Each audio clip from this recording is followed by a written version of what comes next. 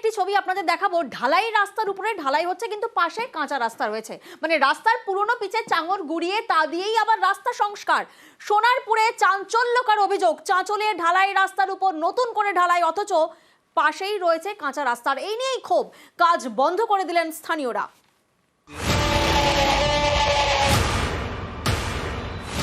দক্ষিণ চব্বিশ পরগনার সোনারপুর, এখানকার মকরমপুর থেকে ঘুটিয়ারি শরীফ পর্যন্ত ৮ কিলোমিটার রাস্তা বেহাল।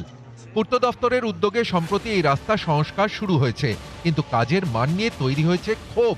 স্থানীয়দের অভিযোগ, রাস্তার পুরনো চাঙড় তোলা হচ্ছে, সেই চাঙড় গুড়িয়ে তা দিয়েই আবার রাস্তা সংস্কার করা হচ্ছে।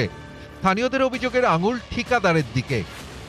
পুরানো মালটাকে নিয়ে ওটা মিক্সচার মেশিনের দ্বারা গুঁড়ো করছে, গুঁড়ো করে আবার ফের পুনরায় আবার রাস্তার উপরে দিচ্ছে। আমরা চাইছি একটা ভালো কাজ হচ্ছে, রাস্তার কাজ হচ্ছে, ভালোভাবে হবে, সেটা এরকম ডুপ্লিসিটি হবে কেন?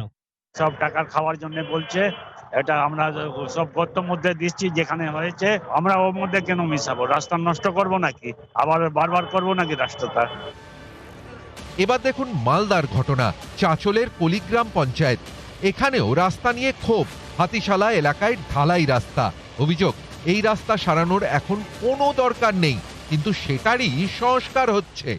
অথচ পাশেই রয়েছে কাঁচা রাস্তা, সেটা সারানো হচ্ছেই না।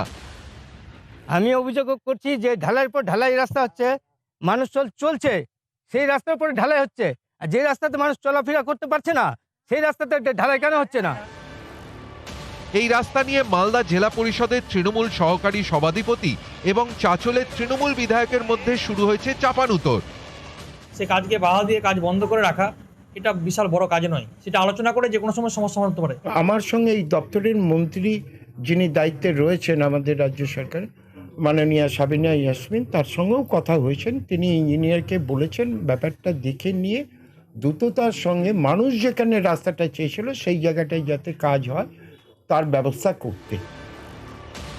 মালদা থেকে ক্যামেরায় লিপেশ লালার সঙ্গে সেবক দেব শর্মা এবং দক্ষিণ চব্বিশ পরগনা থেকে অর্পণ মণ্ডল, নিউজ 18 বাংলা।